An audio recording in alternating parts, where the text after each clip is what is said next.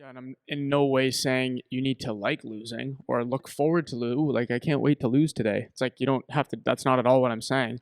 But there's Well, you're learning reasons. how to win. Yeah, there's reasons why you need to learn how to lose, and it's gonna sound like things that like to talk, if you start talking about the benefits of losing, it's gonna sound like stereotypical things that you talk about. Like, Yeah. why is it good to lose? Yeah. And it's important that you lose because, well, for first from the mental standpoint, you learn how to battle some of that adversity. You learn how to handle when things don't go your way. You're not just a suck ass, and you try to figure out ways to get around obstacles. That's a huge component of losing. Somebody throws something at you and it takes you out. It's like, okay, well, now I know that could happen again next time. So what do I do to get around that?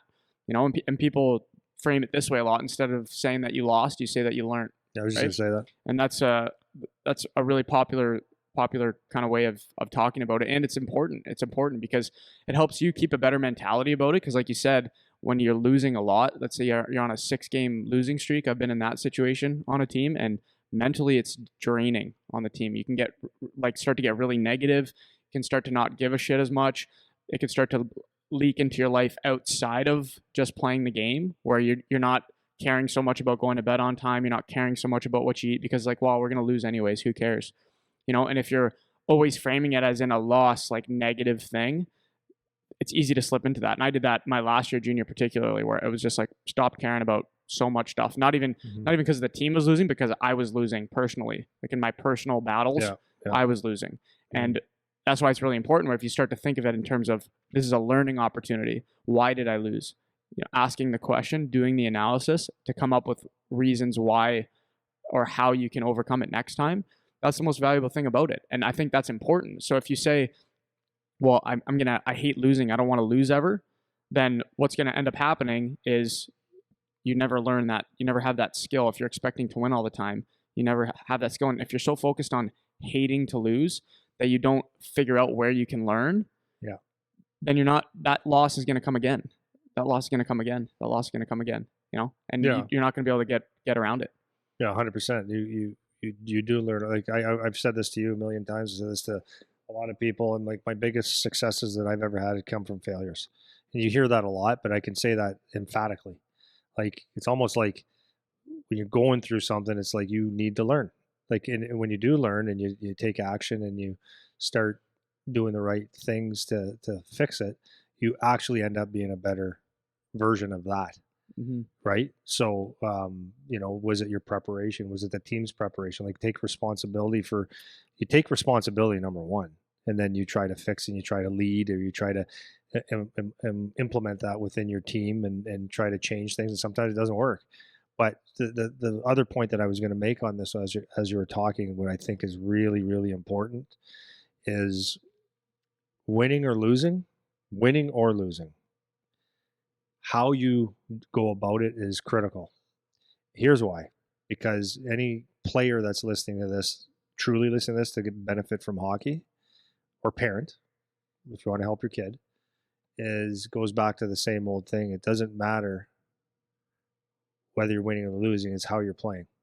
Because what's your goal?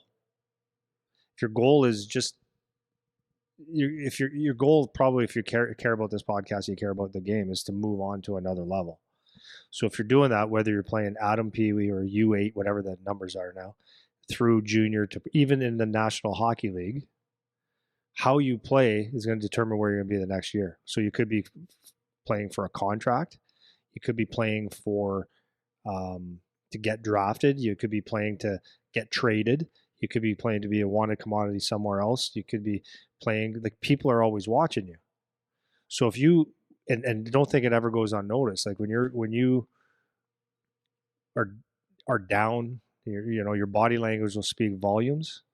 When you shrug your shoulders and you go to the bench and you blame people, or you take a stupid penalty just because you're frustrated, and or you don't choose to go that extra mile because you know it's not worth it, so you think, then it comes out in the wash the other side. So losing as a team, yes, you don't want to lose. You like to win. It's a longer season. It's more glory and all that stuff.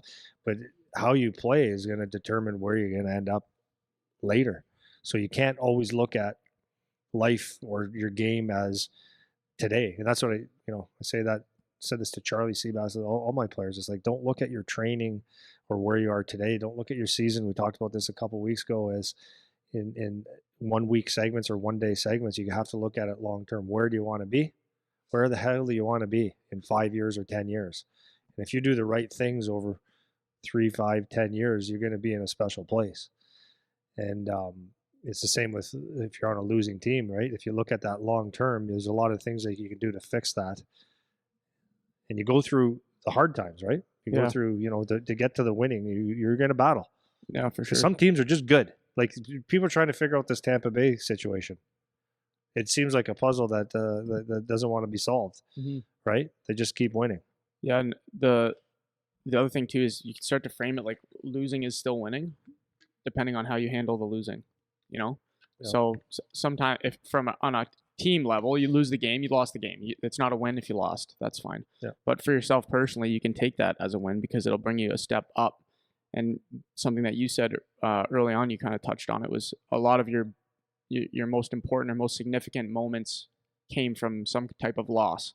When you lost something, losing something, you learn and you grow from that thing. And for kids, one that could be really relatable is something like getting cut. You get cut from a team that you wanted to make, or coach tells you to go home from your junior team because we don't have room for you anymore, or you got called up and then they said, we actually don't want to keep you. Like, these are all things that can knock you out, can knock you out totally. And you can let them, and they will, and it doesn't even have to be that. It can be you got a really bad grade on a test, you got fired from your job, whatever thing, fill in the blank with whatever loss you want. It can be things that can take you out. And a lot of times the difference with a lot of people that they have a bit of that fight that you were talking about earlier, that competitive nature, they come from things like that. They come from some kind of difficult situation where they were just getting handed shit cards every time, or loss after loss after loss, and they just kept fighting. They kept figuring out how to get around those, whatever the obstacle was that came about. And those are the types of guys you see where it's just like, man, that guy just. And in the context of hockey, it always ends up being the captains of the teams where they just seem to be the one that's laying out to block a shot. Like, dude, watch freaking Steven Stamkos play, man. It's like he is not even just a goal scorer. He's not even close to the player he was when he played junior. I remember watching him when he played for Sarnia. I remember watching this guy, and he was just your 101 stud offensive hockey player. Yeah. Goes to Tampa, has some injuries, losing the playoffs, whatever, and now it's like this guy. He's right up in the Crosby realm for me in terms of that leader of a team, where it's like he throws a hit, he blocks a shot, he scores the goal, and you can tell he's that kind of guy that he's been handed, even though it seems like he's like the superstar all-star guy that got everything perfect all the way. He's not the same as some of these first round guys you see, or first overall guys you see, that they never really figured it out, or they never had the same level of adversity to handle, or whatever, So I think it's really important that you start to think about that. He definitely evolved into something special.